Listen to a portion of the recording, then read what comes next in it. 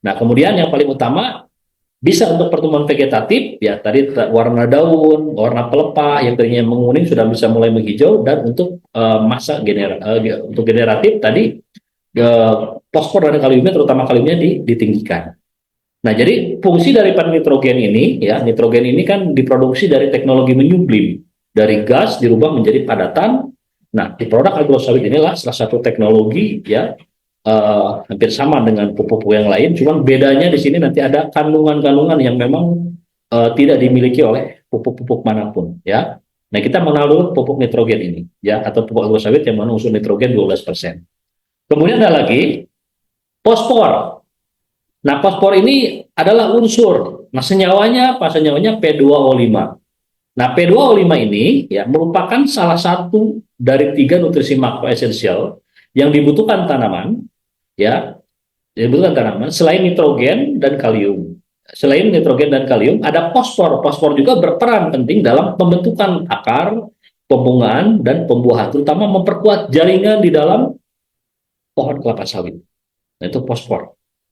Nah, jadi fosfor ini dibuat 6%, ya, 6% sudah cukup tinggi, ya, kalau di pupuk yang jenis teknologi slow release cukup tinggi. Nah, kemudian ada lagi unsur kalium. Nah, kalium ini atau potasium tadi sudah saya sampaikan. Jadi kalium potasium ini sama, ya, cuma istilah potasium itu digunakan oleh para ahli pertanian Amerika Serikat namanya potasium. Padahal ini adalah unsur. Nah, senyawanya adalah K2O, ya, K2O.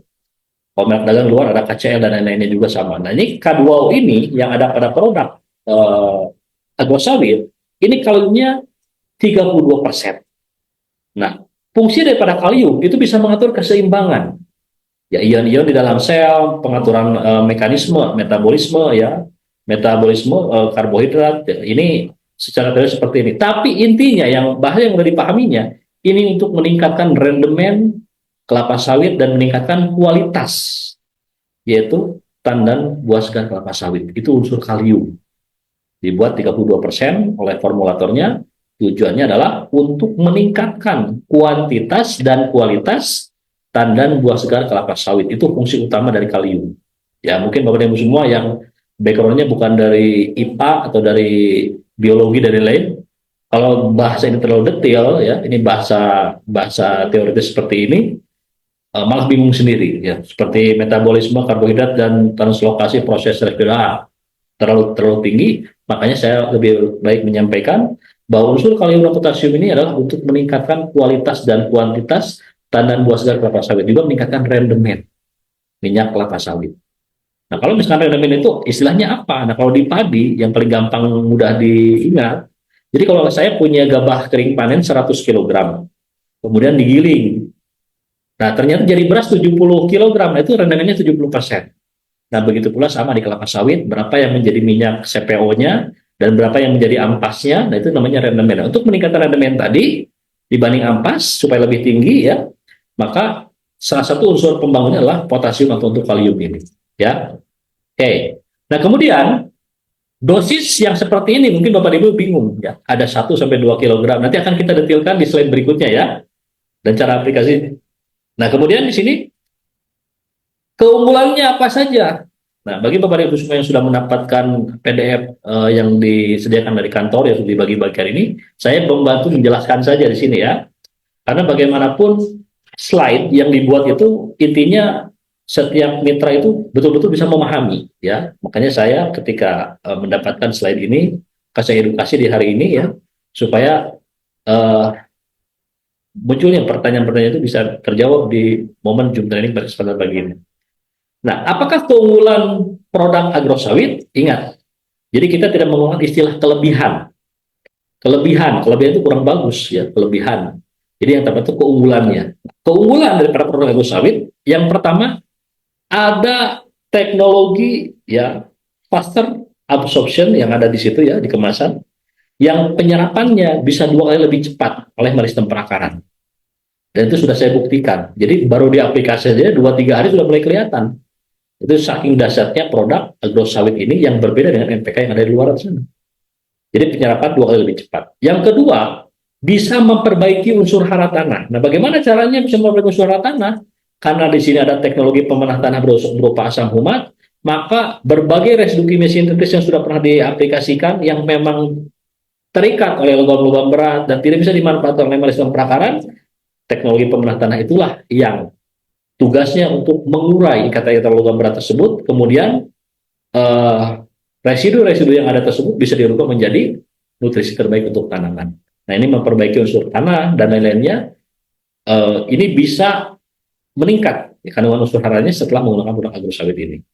Kemudian mengandung unsur hara mikro, hara makro dan mikro. Nah, berupa hara makro sekundernya di sini tersedia berupa MgO. MgO itu ya tulisannya harusnya M, G-nya kecil karena magnesium ya, O-nya besar. Itu apa namanya? Aturannya magnesium oksida. Magnesium oksida itu adalah salah satu hara makro sekunder. Selain bisa menaikkan pH tanah, juga dia sebagai pupuk ya, pupuk hara makro sekunder. Kemudian ada boron, boron pun sama untuk meningkatkan kualitas daripada tanaman buah segar tadi. Ada cuprum, cuprum itu adalah tembaga ya, ada zinc, seng ya, ada ferrum atau besi, ada molybdenum dan ada mangan plus asam amino. Nah, asam amino itu apa? Bagian tersederhana dari protein yang sebagai bahan baku sebagai bahan baku zat pengatur tumbuh. Jadi gibberellin, sitokin dan auxin itu bahan bakunya adalah asam amino. Nah, inilah Bapak dan Ibu semua yang membedakan produk agrosawit ya dengan produk-produk yang di luar sana, bahwa produk agrosawit ini memiliki ya kandungan yang cukup lengkap, yaitu pertama di Indonesia yang menggabungkan antara pupuk NPK, nitrogen fosfor kalium, di dalamnya ada juga yang disebut dengan hara makro sekunder ya, kemudian di dalamnya ada asam amino dan ada asam pemenah tanah. Maka agrosawit ini kalau ditanyakan, ini masuknya fast release atau slow release. Dari teknologi pupuknya, ini kategorinya adalah kategori fast release. Jadi ketika diaplikasikan tanpa kita siram pun, ini mudah diserap oleh tanaman. Tapi teknologi pemberiannya, interval aplikasinya itu 3 bulan sekali adalah teknologi slow release. Jadi kita tidak capek-capek ya, pupuk setiap saat, cukup 3 bulan sekali saja dengan menggunakan produk agrosawit ini. Kemudian meningkatkan hasil produksi kelapa sawit ya, efektif di fase vegetatif. Kemudian aplikasi 1 sampai 3,5 kg per pohon per tahunnya ya, dan kisarannya mulai 4 sampai di atas 20 tahun pun itu kita bisa aplikasikan. Kemudian keunggulan lainnya bahwa produk ini pupuk betul-betul swasta non subsidi. Nah, apa keunggulan kalau pupuk non subsidi? Nah, kita bisa mengatur penjualannya harga berapa, HET-nya berapa, harga jual tertingginya berapa. Tidak terikat dengan aturan-aturan pupuk yang bersubsidi ya. Misalkan urea harus dijual harga sekian, kalau lebih dari itu nanti tidak boleh. Nah, itu kalau itu pupuk bersubsidi. Nah, ini adalah pupuk yang bisa dijual oleh produsen atau mohon maaf oleh distributor yang berapapun sesuai dengan tadi jarak yang ditempuh, terutama masalah ongkos kirim ya. Kemudian sudah ber-SNI, kemudian diedarkan oleh PT Bandung Ekosinergi Teknologi. Dan itu sudah legal, standing juga legal daripada izin edar Kementerian Pertanian bahwa produk ini adalah sudah mendapatkan izin edar dari Kementerian Pertanian ya. Oke. Nah, kemudian cara aplikasinya. Nah, ini cara aplikasinya. Bapak Ibu semua, cara aplikasi produk NPK Agrosawit ini ada 2. Ada yang ditanam, ada yang ditabur. Nah, kalau ada pertanyaan, Pak, simpelan yang mana? Ya, intinya tetap Bapak dan Ibu kalau ingin efektif mengaplikasikan produk ini, itu piringan itu harus bersih. Jadi jangan sampai di piringan itu ya bagian dekat pangkal batang itu banyak gulma-gulma, kita taburkan malah diserap oleh gulma. Maka di sini ada 2 cara. Nah, ada yang ditanam. Nah, kalau ditanam ini fungsinya untuk apa? Fungsinya ini diperuntukkan untuk lahan yang sering tergenang. Ya, diperuntukkan untuk lahan yang sering tergenang atau lahan pasang surut. Jadi ketika surut, nah kita aplikasikan, kemudian buat lubang 15 sampai 25 cm, kemudian taburkan sesuai dengan dosis, kemudian tutup. Beres. Nah, kenapa harus ditutup? Karena tadi, ini lahan pasang surut, peruntukannya untuk lahan pasang surut wajib ditanam. Nah, kemudian yang kedua bisa disebar. Disebar ya. Disebar ini dosis yang digunakannya adalah tergantung daripada stadium umur tanaman. Nah, jadi saya pelengkapi saja ya, adanya slide yang tadi beredar, kemudian saya lebih detailkan lagi cara pengaplikasiannya. Jadi kalau misalkan lahan tersebut ya tidak tergenang, masih kondisi lembab, kemudian eh, apa namanya, bukan lahan pasang surut, itu bisa ditaburkan sebanyak dosis setiap stadium umur tanamannya, karena berbeda-beda ya stadium umur tanaman. Nanti kan kita detailkan. Jadi ini cara pengaplikasian seperti ini dulu ya. Oke. Kemudian cara menghitung kebutuhannya ini yang paling penting ya. Cara menghitung kebutuhannya yang paling penting. Jadi kita harus identifikasi dulu bahwa jumlah pohon kelapa sawit ini berbeda-beda dalam luasan 1 hektar. Ada yang 120 pohon yang sebutnya pelepah panjang, ada yang 130 sampai 136 pohon pelepah menengah, ada yang disebut dengan 140 sampai 150 pohon untuk pelepah pendek. Nah, kita harus tentukan dulu ini jenis pelepahnya panjang atau pendek, berapa populasi dalam 1 hektarnya. Jadi kalau ada yang menentukan sawit kan 140 pohon, ya belum tentu juga, karena ada yang 120 pohon, ada yang 130 pohon, tergantung panjang dan pendeknya pelepah. Ya kalau di PPKS ada Simalungun, ya ada Merehat dan lain-lain, itu jenis-jenis pelepah-pelepah yang memang spesifikasinya dalam luasan 1 hektar bisa 140 ya, karena jenis pelepah pendek dan ada juga jenis pelepah yang panjang bisa 120 pohon. Nah ini yang menentukan kebutuhan agrosawit itu adalah jumlah populasi dalam luasan 1 hektar setiap hektarnya.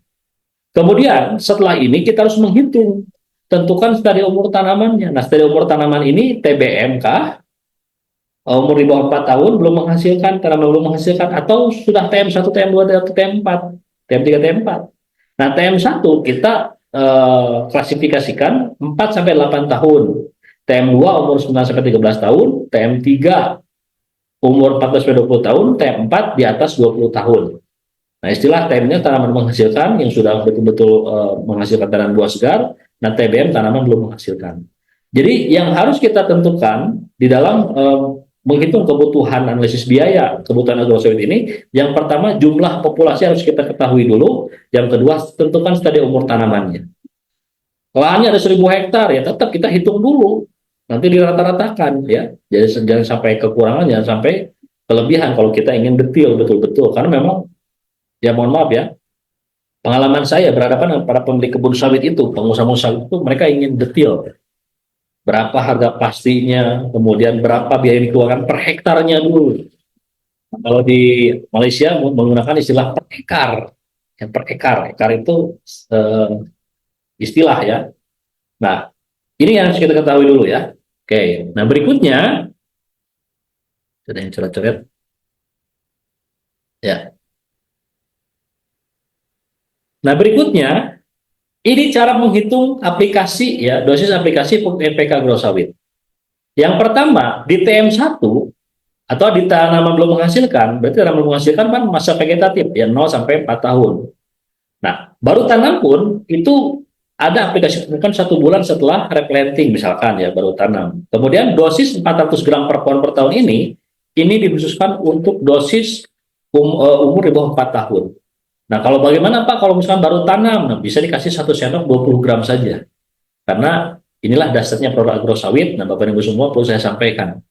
Banyak sekali para pemilik kebun sawit ya, kemudian memversuskan ini agrosawit, ini pupuk NPK yang ada di luaran. Nah, kemudian di head to head dibanding-bandingkan, agrosawit katakanlah di 300.000 misalkan ya, ini harga, nanti hitungan detailnya kita kasih tahu.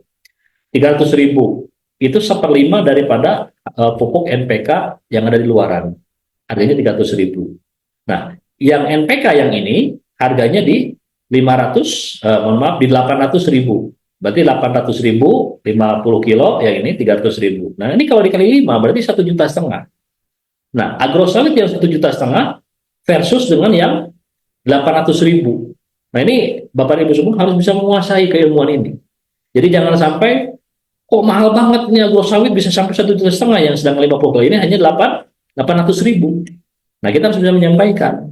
Nah, sekarang kita hitung nanti berapa kebutuhannya. Nah, ternyata dihitung-hitung setelah analisis biaya, kebutuhan agrosawit itu cuma sedikit ya, hanya 2 kilogram atau di 4 on sampai 3,5 kilogram saja per pohon per tahun. Nanti kita hitung detailnya ya. Nah, cuma di sini dosisnya harus kita ketahui dulu. Dosis untuk TBM di bawah 4 tahun itu 400 gram per pohon per tahun. Berarti 100 gram 1 kali aplikasi. Kalau misalkan sudah menginjak di 4 tahun ya. Kalau misalkan yang baru replanting, ya itu disesuaikan saja karena sawit itu tidak akan overdosis ya, kuat dia. Yang penting di situ ada teknologi proses penyerapannya masih tersedia, kemudian teknologi proses penyerapan atau moisture content tersebut bisa mengikat air yang ada di tanah dan ada di udara, sehingga meristan penangkaran mudah menyerap nutrisi yang ada pada agrosawit ini ya, itu ya. Nah, kemudian TM1 umur 4 sampai 8 tahun itu dosisnya 2000 gram. Kita tentukan saja 2000 gram supaya tidak ada pilihan. Ya. 2000 gram ini berapa? 2 kilogram per pohon per tahun. 2 kilogram dibagi 4 itu setara dengan 500 gram ya per pohon per tahun.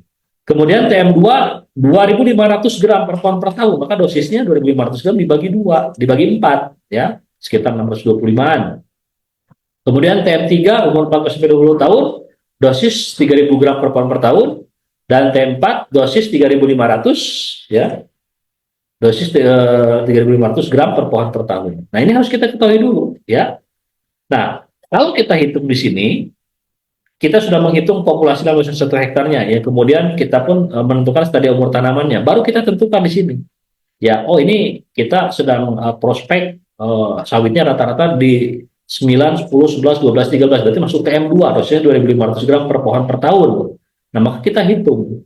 Ya, kita hitung di sini salah satu contohnya yang mudah kita pelajari, kita ambil sampling bisa 20 pohon per hektar dulu ya. Kalau 140 ini pun hitungannya itu berbeda ya. Kita ambil salah satu contohnya saja dulu.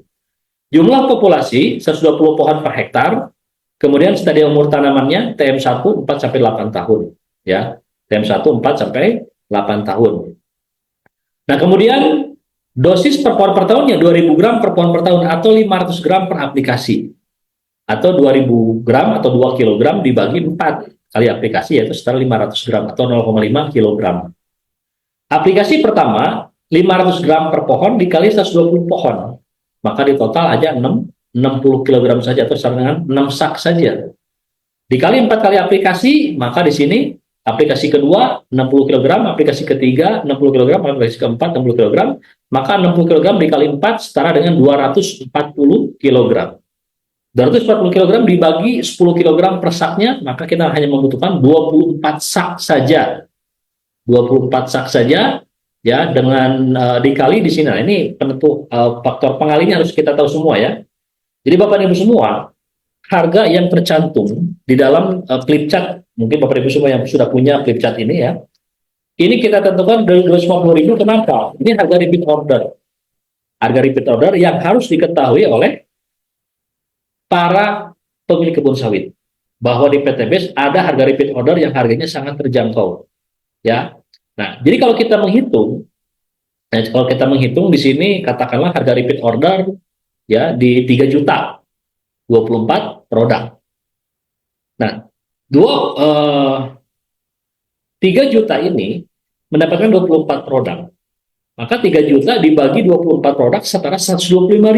Itu harga satu pipi satu saknya produk agrosawit. Karena di agrosawit ini ada harga spesial, ada penambahan 125.000 per saknya, maka 125.000 dikali 24 setara 2 juta. Maka di total 6 juta saja untuk TM1 kita bisa mengeluarkan uang untuk pengadaan pupuk agrosawit ini sebanyak 6 juta per hektar per tahun.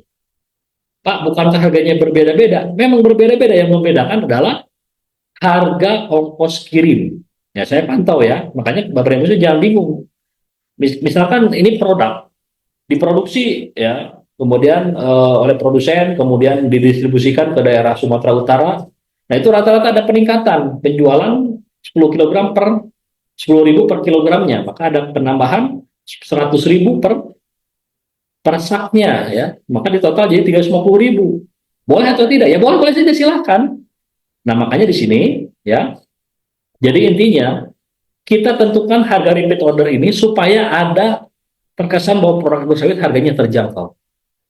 Nah, kalau misalkan, karena gini ya, ini hasil diskusi saya dengan salah satu leader luxury ya, kenapa beliau memberikan rekomendasi untuk menentukan harga ini, harga repeat order, karena berapapun yang diorder oleh pemilik kebun sawit ya, terutama dalam jumlah besar, tetap mereka itu punya hak untuk mendapatkan harga repeat order. Tidak mungkin kita berikan harga terus-terusan, terus order, nanti menyiapkan KTP untuk didaftarkan di PTBS tetap. Jadi first ordernya nanti sekali. Nah, kita sampaikan ini harga repeat order saya sudah menjadi mitra. Kalaupun belum, nah kita harus tempuh dulu dengan harga first ordernya di 2,85 juta dapat 16 produk, kemudian ada penambahan lagi, nah itu di total-total di 300 ribuan. Nah, kalau nggak salah saya hitung 303 ribu saja. Nah, itu berbeda-beda. Nah, dari sinilah Bapak Ibu semua, bahwa kalau ada pertanyaan, berapa sih harga agrosawit? Mulai dari 250 ribu sampai 350 ribuan. Atau masih di bawah 400 ribu pun masih terjangkau per saknya. Nah, itu berbeda-beda. Ya. Nah, ini dasar penghitungannya seperti ini. Karena yang membedakan itu bukan ini ya, tapi harga ongkos kirim. Nah, saya pun pantau di daerah Sulawesi, ya, Kalimantan Timur dan lain, ya ada yang penambahan 65 ribu per saknya, itu tergantung, ya. Cuman kita harus mengetahui dulu harga per saknya. Kalau kita belanja repeat order itu berapa? Nah, ini anggap 3 juta belanja pas kelipatannya, kemudian nanti 3 juta ini dapat 24 produk atau 24 PV, kemudian ada penambahan lagi 105 ribu per PV-nya dikali 124 produk. Nah, ini total jadi 6 juta. Nah, ini masih terjangkau, ya. Nah, kalaupun nanti kita ada head to head dengan penggunaan NPK dari luar, ya. Nah, kemudian yang masuk TM2, nah kalau TM2 ini dosisnya yang digunakan adalah 2.500 gram per pohon per tahun atau 2,5 kilogram saja. Ya, 625 gram 2.500 dibagi 4 kali aplikasi, karena 3 bulan sekali aplikasinya, itu setara dengan 625 gram per aplikasi. Maka 625 gram per pohon ini dikali 120 pohon setara dengan 75 kg per satu kali aplikasi dikali 4. Maka di total adalah 300 kg dibagi 10 kg per sak sama dengan 30 sak saja. Kebutuhan untuk TM2 yang berumur 9-12 tahun. 30 sak ini dikali harga repeat order juga sama tadi, ya. Harga repeat order di 7.500.000 rupiah per hektar per tahun. Nah, ini kita belum berbicara tentang ongkos kirim, ya. Nah, supaya kita bisa mengetahui dulu harga basicnya seperti apa, ya, atau harga dasarnya seperti apa, supaya ada ketertarikan para pemilik kebun sawit. Nah, kemudian kalaupun nanti harus tempuh yang bersangkutan harus belanja paket FO dulu basic, ya boleh diarahkan saja, silakan. Karena ini harga yang sebenarnya ini supaya harganya lebih terjangkau. Kemudian kalau ongkos kirim setiap daerah berbeda-beda, ya. Nah, begitu pula TM3 yang berhubungan dengan dosisnya sampai 3.000 gram per pohon per tahun atau 3 kilogram saja. Nah, 3 kg ini dibagi menjadi 4 kali aplikasi setara dengan 750 gram per aplikasinya. Nah, kemudian produk ini, ya, cara pengaplikasiannya tetap di 750 gram per pohon kali 120 pohon. Ini cara penghitungannya yang populasi yang saya dapatkan di 120 pohon. Kemudian sama dengan 90 kg. 90 kg ini dikali 4 kali aplikasi setara dengan 360 kg dibagi 10 kg per saknya, maka dibutuhkan hanya 36 sak saja. Nah, itu nanti 36 sak berapa rupiah? Ya, Pak, bagaimana kalau kita fed, kita berikan harga di 350? Boleh atau tidak? Ya, silakan saja, gitu kan? Tidak ada masalah. Jadi, ada juga yang menjual sampai 350 ribu per saknya. Sudah include di harga, ongkos kirim, ya, yang sudah siap pakai, itu pun boleh, tidak masalah. Cuman ini hitung-hitungan harus diketahui dulu oleh Bapak Ibu semua. Bahwa di PTBS ini menyediakan harga, ada harga first order, ada harga repeat order. Cuman yang kita berikan, kita rekomendasikan harga repeat order ini, ya. Oke, di TM4-nya sama saja, ya, ini ada peningkatan 500 gram lagi, jadi 3.500 gram per pohon per tahun, setara dengan 875 gram per aplikasi. Maka inilah hitung-hitungannya. Aplikasi pertama 875 gram per pohon kali 120 pohon per hektar sama dengan 105 kilogram satu kali aplikasi.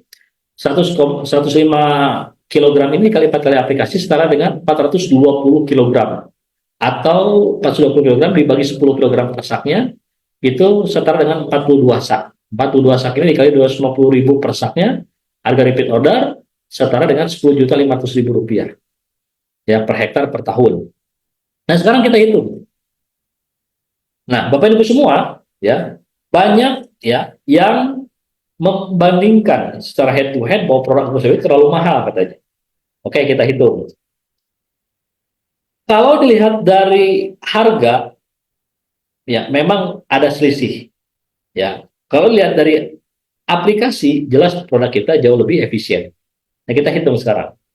Tadi sudah saya sampaikan, ya, Jadi Bapak Ibu semua, nanti kalau ada orang yang membanding-bandingkan produk agrosawit dengan NPK yang ada di luaran, ya, itu dibanding-bandingkan. Nah, yang pertama, agrosawit tadi sudah ketahuan, katakanlah kita anggap harganya 300.000 saja, atau 250.000 boleh, di 300.000 boleh, ya. Nah, kemudian NPK ini harganya 50 kilogram itu 800.000. Maka kalau kita bagi ya, agrosawit katakan 250.000 ya, supaya gampang hitungnya. 250.000 dibagi 10 kilogram, satu sangnya 10 kilogram, itu setara dengan 25.000 per kilogramnya. Nah, sedangkan pupuk NPK ya boleh katakanlah Mutiara, Yaramila, Mahkota dan lain-lain, katakanlah kita flat di 800.000 per 50 kilogramnya. Setara berapa? Setara 800.000 dibagi 50 kilogram setara 16 ribuan. Jelas kalau dilihat dari sini sepintas seperti mahal agrosawit. Karena agrosawit 25.000, ya ini 16.000. Cuman penggunaannya karena ada teknologi slow release dan fast release ini, maka penggunaan agrosawit ini jauh lebih efisien. Nah, berapa? Untuk TM1 saja kita hanya membutuhkan 2 kilogram. Nah, sedangkan pupuk NPK 1616 yang digunakan oleh petani pemilik kebun sawit di awal untuk per pohon per tahun itu ada yang di atas 7 kilogram. Nah, kita ambil yang sampingnya, ambil 5 kilogram saja lah, tidak supaya tidak terlalu jomplang ini head to headnya ya. Nah, 5 kilogram dikali 16.000 rupiah per kilogramnya. Sedangkan kita agrosawit hanya membutuhkan 2 kilogram dikali 25.000 saja. 25.000 dari mana? Tadi harga harga ini ya, harga repeat order. Nah, maka dibutuhkan untuk NPK agrosawit per pohon per tahun hanya 50.000 saja. Yang NPK yang ada di luaran sana hanya 80.000 saja. Oke, kita naikkan sekarang. Ya, kalau dihitung-hitung 2 kilogram per pohon per tahun dikali 25.000 per kilogram, ya, itu setara dengan 6 juta. Kali sudah 20 pohon itu setara dengan 6 juta. Nah, kemudian yang NPK dari luar itu setara 9.600.000 rupiah. Oke, kita tambahkan ongkos kirim, ongkos order dan lain di 8 juta saja. Tetap masih terjangkau. Produk base farming atau produk agrosawit ini masih terjangkau, maka Bapak Ibu semua harus kuasai ilmu analisis biaya ini. Jadi kalau Bapak Ibu semua melihat mentor-mentor kita, leader-leader kita jago closing, beliau-beliau itu menguasai analisis biayanya. Makanya nanti ada di ending akan saya tampilkan produk knowledge-nya, cara kerja produknya seperti apa, cara aplikasinya seperti apa, analisis biaya dan teknik closing-nya. Nanti akan kita sampaikan. Nah, paling tidak analisis biaya ini harus Bapak Ibu kuasai dulu ya. Nah, ini perbandingannya seperti ini. Ya, jadi sangat terjangkau. 50.000 per pohon per tahun untuk TM1 ini sangat terjangkau. Nah, kenapa disebut sangat terjangkau? Karena biaya pemupukan pemilik kebun sawit ya, secara komersil maupun secara pekulitan rakyat, rata-rata mereka itu di atas 50.000, bahkan lebih dari 79.000 per pohon per tahun. Ya, biaya yang dikeluarkan untuk TM1. Sedangkan kita 50.000 saja. Katakanlah sampai 8 juta pun tetap masih terjangkau. Ya, maka ini harus kita kuasai dulu ya. Nah, kemudian distribusi pupuk NPK agrosawit ke berbagai provinsi di Indonesia. Nah, kemarin sampai ada yang harus diperbaiki ya, mesin dan lain-lain, ya insya Allah beberapa pekan ini sudah tersedia lagi produk agrosawit ini ya, karena produk ini menjadi rebutan karena memang ketika pemilik kebun sawit mengaplikasikan produk ini, kemudian diaplikasikan, dipantau beberapa ini, itu perubahannya sangat cepat. Karena di sini ada faster absorption ya, yang teknologi penyerapan jauh lebih cepat, 2 kali lebih cepat dibanding pupuk lainnya. Maka produk ini ya sudah mulai apa namanya ada inden ya. Karena apa? Karena tadi ya sebetulnya ini bukan masalah dari produsen ya, karena tadi ya intinya insya Allah beberapa pekan ke depan ini sudah tersedia lagi di PTBS ya. Oke, kemudian ini bisa kita lihat Bapak Ibu semua ya. Ini Pak Firdaus yang beberapa pekan yang lalu kita undang dengan formulator untuk mengisi Zoom training. Nah, ini beliau sedang memberikan arahan atau cara kerja atau cara aplikasi produk ini. Nah, kita bisa lihat dulu di sini ya. Sambil kita simak.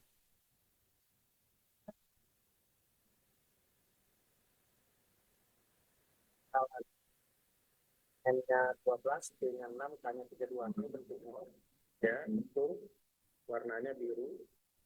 Nah ini baunya nyengat. Nah kita akan aplikasikan satu pohon itu setengah kilo. Nah tapi kita bikin dua cara nanti, ada kedua versi, satunya tabung, satunya tanam, tergantung selera kita tanam. Kita lihat ya, ini kurang lebih ada segini jarak diameter, ya diameternya kurang lebih 1 meter aja. Ya.